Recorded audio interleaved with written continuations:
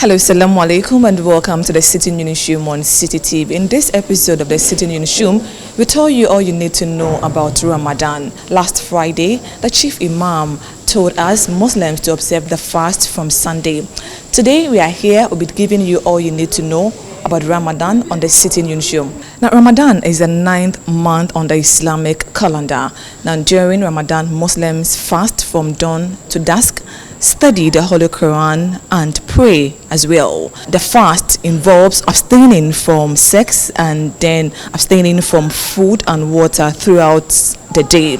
It is mandated on all Muslims to fast during that period, except for the aged, children, and persons medically not fit to do so. Now, Ramadan begins with suhoor. Now, suhoor is the meal that is taken to begin the fast. My colleague Zaria Mohammed joined a family to observe the suhoor. Let's join her. For those who don't know, suhoor is a meal Muslims have before starting fasting. So come with me. Assalamu alaikum.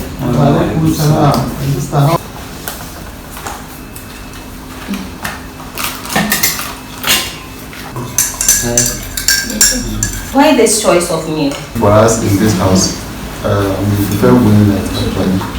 For sometimes when you go heavy, you get stressed, you are tired, eating too much, you get stressed actually. The food usually vanishes. But when the system is used to eating something small, I think you are used to it and you can continue throughout the day with that without feeling anything like hunger or that. So suhoor is usually in common terms we say that's the food you eat in preparation of the day's fast. The food you eat in preparation of the day's fast. When does fasting start for you? It varies. For most individuals start from 10 years, 11 years, and most of them go to the extent of starting from 9 years. But me, I started from 10 years. So now it's 14. I'm 14. So it's 4 years for me.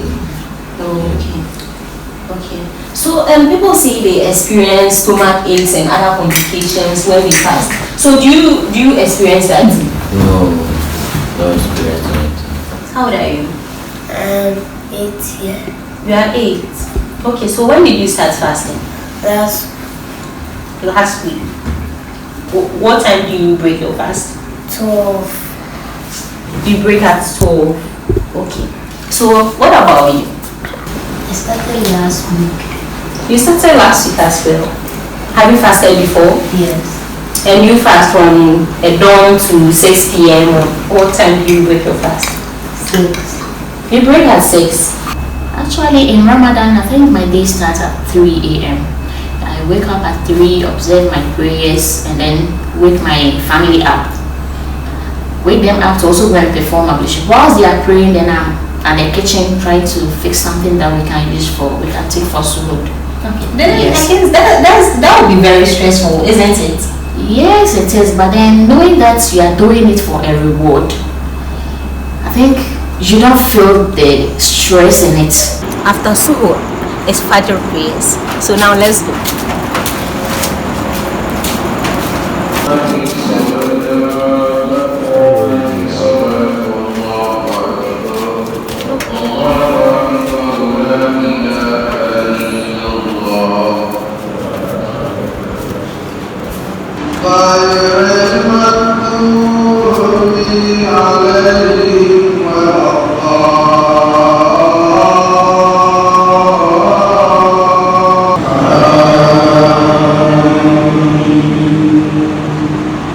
Fajr prayer, it is there already. With or without Ramadan, we pray any prayer. But during Ramadan time, people wake up early for the pre-dawn meal, so that makes them to come to the mosque earlier than before. And most people will not oversleep because of the pre-dawn meal. So it helps us to have more congregational prayer in our numbers than outside Ramadan. Now Fajr prayers is over and we've spoken to our imams. Now let's join my colleague Hawa Idris. My name is Zaria Mohammed. Now, how does the regular corporate Muslim lady combine work and the demand of the long month exercise? Let's find out from some ladies who work at the Ministry of Trade and Industry. Assalamu alaikum. This month of Ramadan, we know that there's so many, it demands so much from us. How has it been for you? You know, fasting how it is. You won't be eating, you won't be drinking water, and in other circumstances, if you are on your own, you should be at home sleeping. But you have to come to work. You wake up at dawn, let's say 3, observe few nafilas and then maybe some zikr. You eat. So instead of you resting a bit, you have to dress up, come to work, and then you stay in the traffic for a very long time. You get to work, you don't get to rest, you sit down, and then that's how your day will be like till you have your iftar. How has the encouragement been from your colleagues here? I remember the first day we started, when I entered the office, my colleague Morgan, he was going to eat. Then he was like, "Oh, Wajia, forgive me, forgive me. I forgot that you started fasting today, so forgive me. This one, Wajia, today, forgive me." So that I said, "Oh, you should just fulfill and then eat. I mean, it won't affect me." Usually we eat together and so on. And usually when they go to buy food and I'm around, they definitely not eat in my presence. Sometimes my boss will forget and he'll be like, "Farida, you are invited," and he'll be like, "Oh, sorry, you are fasting." And I'm like, "Oh, it's fine." But I think even if somebody's sitting next to me and eating, I don't have any problem with it. I'm cool.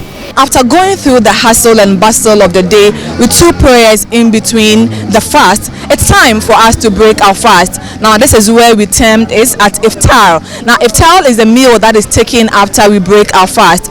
Today on the Citi Newsroom, we join our Muslim brothers at Nima to observe the iftar. The Prophet Muhammad, peace be upon him, advised us to start with a date, and this is the date. If you have not seen one, it's actually a fruit, so I'll start with mine. Now, after going through a hectic day and meeting the date as directed by the Prophet, peace be upon him, what next is there to do? Yeah, you take other fruits, just as you can see. We have mango, watermelon, and so on. You eat them, you take warm water as well in order to help you feel okay when you are going to eat any other thing. Don't take too much chilled substances. At least some warm items will help so that your digestion system will function very well. So I think you can see from here we are going to observe the prayers. From the prayers, we come back again, we enjoy whatever we have on the table. There's some local juice here to actually help you in breaking your fast. I'll try mine and see. This feels very refreshing, and I'm told is Lamojin, one of the Muslim local drinks you can find here in Nima. Being a Muslim, I'll say it's great. You see, with the fasting, it doesn't mean if you are a rich man or a poor man. Still, what is entailed in the fasting, you have to come through and endure it. After observing the iftar at Nima, we are here at Cantonment, the police mosque to be precise, where the Maghrib prayers just went by. We are joined by the deputy imam here, Imam Abbas, to tell us more about the month of Ramadan. The month of Ramadan, Allah subhanahu wa ta'ala said, is the month of the Quran. And you know, the Quran in itself is a blessing. When you recite the Quran with ease and then you have mastered it, you are given a position like that of the angels before Allah. I mean, very high position. Even those who are reciting and struggling, the Prophet said they have 2 kinds of reward. First, the reward for reciting, and secondly, the reward for struggling even though they can. So it's encouraged that everybody recite it. Let me give you an example. If you recite the Quran, for instance, and you say Bismillah, Ba, Bismillah comprises Ba, Sin, and Mim. Bismi. This first letter, you get 10 rewards. The second letter, 10, and then the third letter, 10. Can you imagine reading a whole Surah Al-Fatiha comprising 7 verses and several letters in it? The Isha prayers, which is the last prayer for the day, has come to an end. The special Taraweeh prayers has also come to an end here at the Police Mosque. We hope that the Almighty Allah accept our prayers today and the rest of the month as we continue this Ramadan. From the Police Mosque at Cantonment here in Accra, my name is Hawa Idris.